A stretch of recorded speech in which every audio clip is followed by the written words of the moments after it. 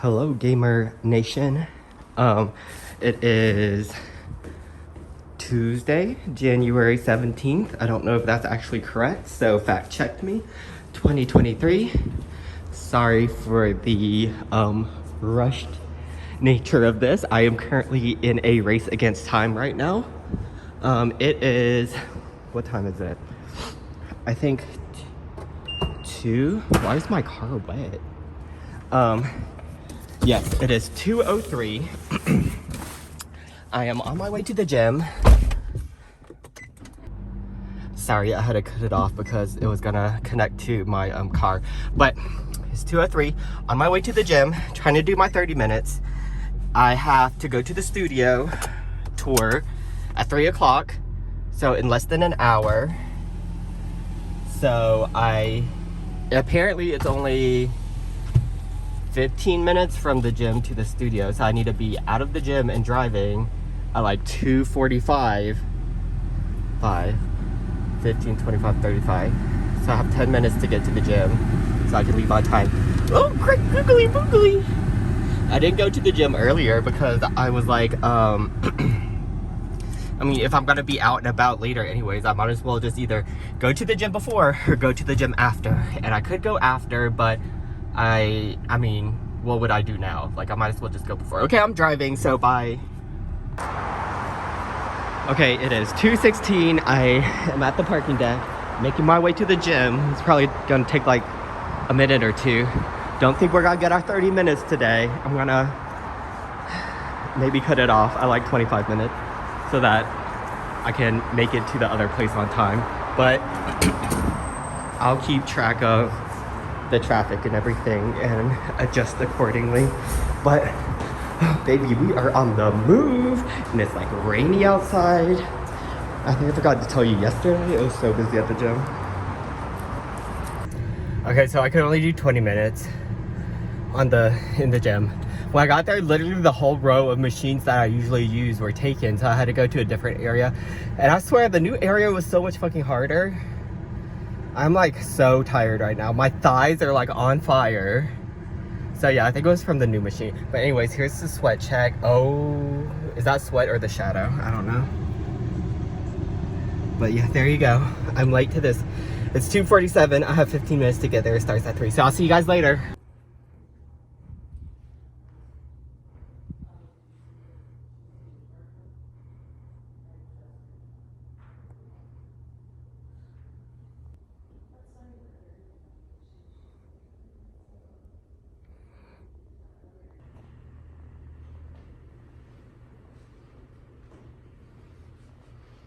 Hey guys, I'm giving you guys a little bit of a end of the day summary of everything. So I ended up going to the studio. I got a tour. Once I got the tour, I was trying to go to Starbucks to do work, but there was literally no parking. So I just ended up coming back home.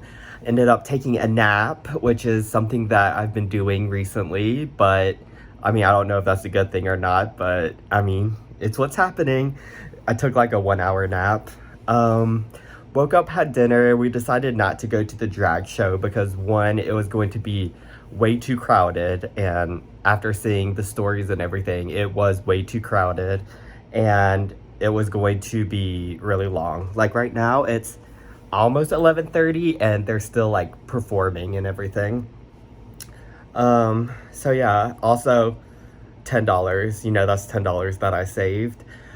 And we didn't have to worry about parking or anything, which you also had to pay for parking unless you do street parking. But I mean, with that many people, you would not be able to get street parking.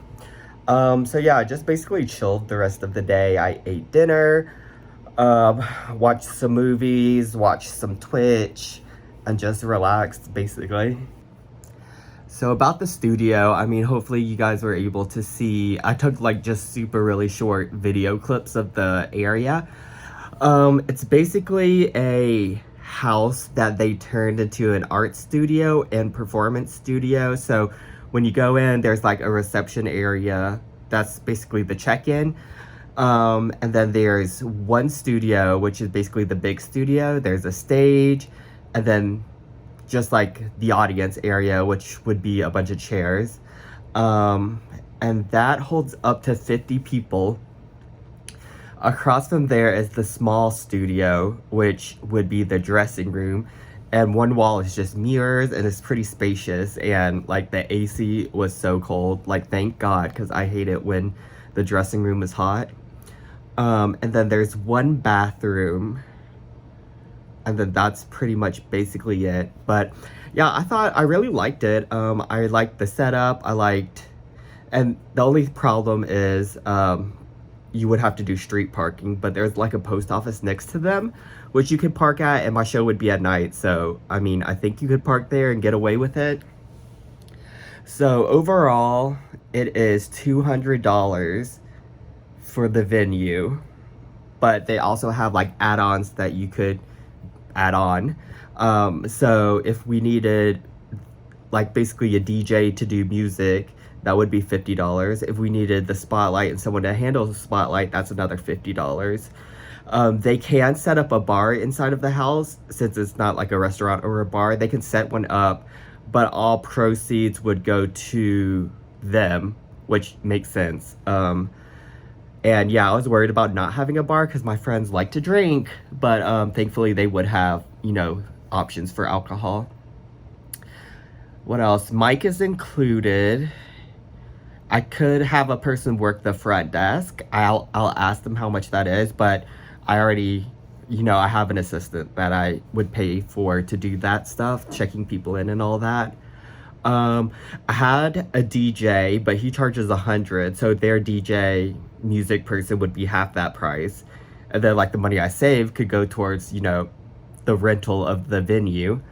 But yeah, it's $200, which my old venue was free because, we were basically bringing them business because they weren't really getting business. It was a restaurant/bar.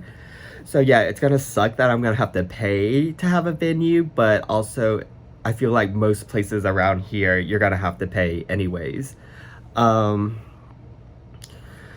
So yeah, the full occupancy of the room would be for the audience would be 50 people. And with my last show that never happened, that ended up getting canceled, we had sold over 50 tickets, and plus I know a lot of people would have came and bought tickets at the door. So I would say it would be 60 to 70-ish people overall.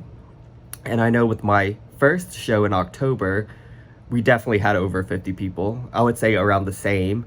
So I just really need to figure out payment, like the financials. Like that's the next step. How many performers am I going to have? Am I going to have all 10? In which case, like that doesn't really make sense because they would bring more people than I could allow into the show. So that's kind of pointless. Or I could divide them into 2 different shows and have one group has 5 performers, the other group has 5 performers, and, really get them all to bring 50 people overall into the audience. So I feel like that makes more sense instead of having like a giant show with 10 people in it. I need to figure out how much to sell tickets because originally I sold 15 for seating and 10 for general admission, but it's all sitting. So it would all be $15, but they recommended that I sell tickets for $20, but I feel like for a drag show, people aren't going to spend that much, and I wouldn't want people to spend that much, but I mean, the venue is $200 to rent, so I just really have to crunch the numbers and figure out how much I'm willing to pay for things, how much I'm paying performers, how much I'm trying to profit, how much money I'm trying to save or invest into the next show. So yeah, I'm going to think about all of this tomorrow basically because I want to, get to the next steps. Yeah, so that's basically the inner workings of trying to produce a show. It's not hard per se, it's just you need to be on top of all your shit, have everything working out perfectly. And I wasn't like a business, like I've never studied business. I was biology, I was science, I was pre-med. So all of this stuff is like new to me. And I've never been good with finances anyways. So, it definitely is a learning process, and it definitely is helping me to become a better producer and stuff. If I want to continue doing that, which right now I don't mind it. I kind of enjoy it, just being like behind the scenes and being in charge of everything. I'm like that type of person, like I need everything to be perfect, so I need to have hands on everything. Like if I could, I would be the host, I would be controlling music, I would be checking people in, I would be doing all that by myself, but it's just physically impossible.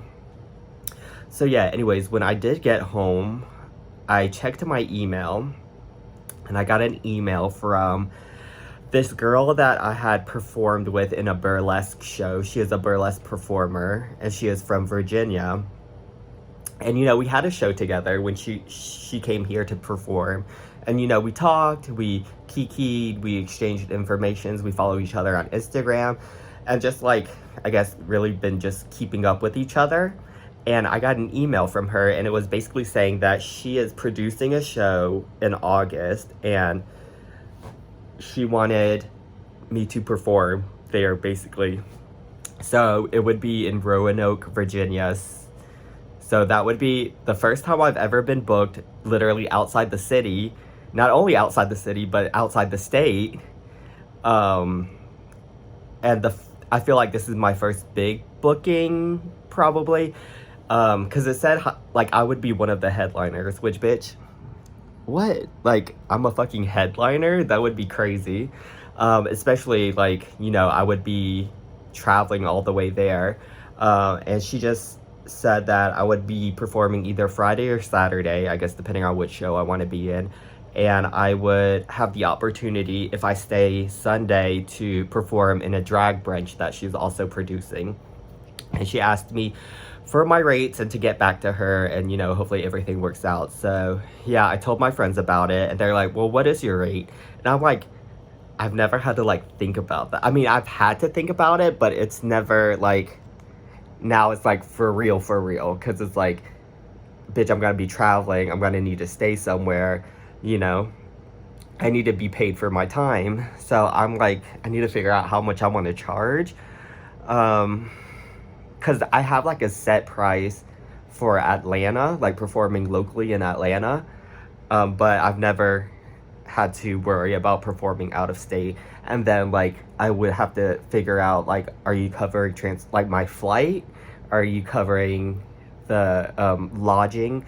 But I feel like with her, like last time when she came here, she either stayed with one of the producer of the show, or you just get a big Airbnb and share it with all the other performers. So I mean, is that what she wants us to do? I just have a couple of questions to ask her.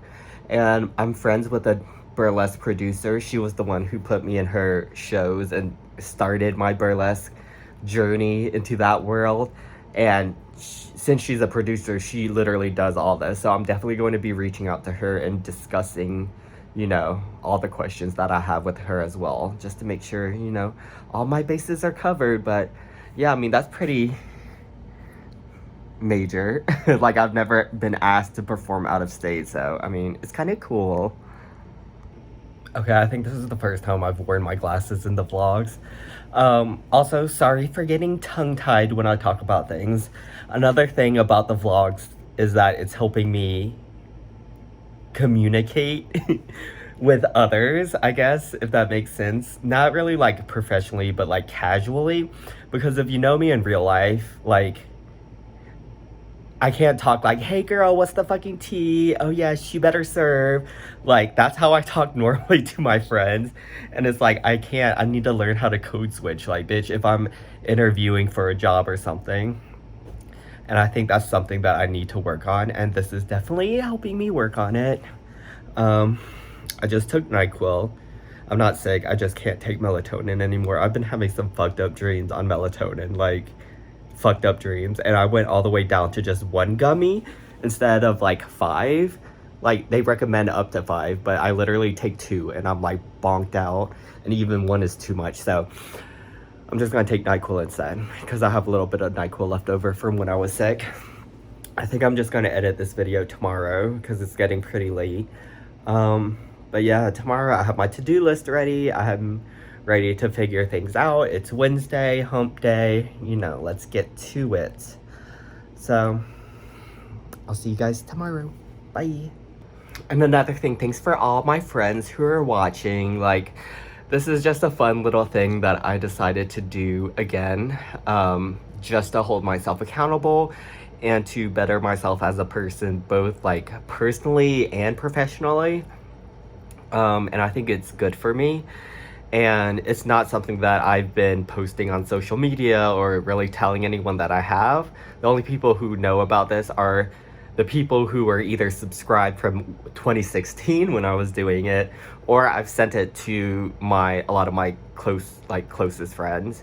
Mostly people who don't live in Atlanta, so they can have be aware of stuff going on, because I'm really bad at updating people on my life. But yeah, just wanted to say that.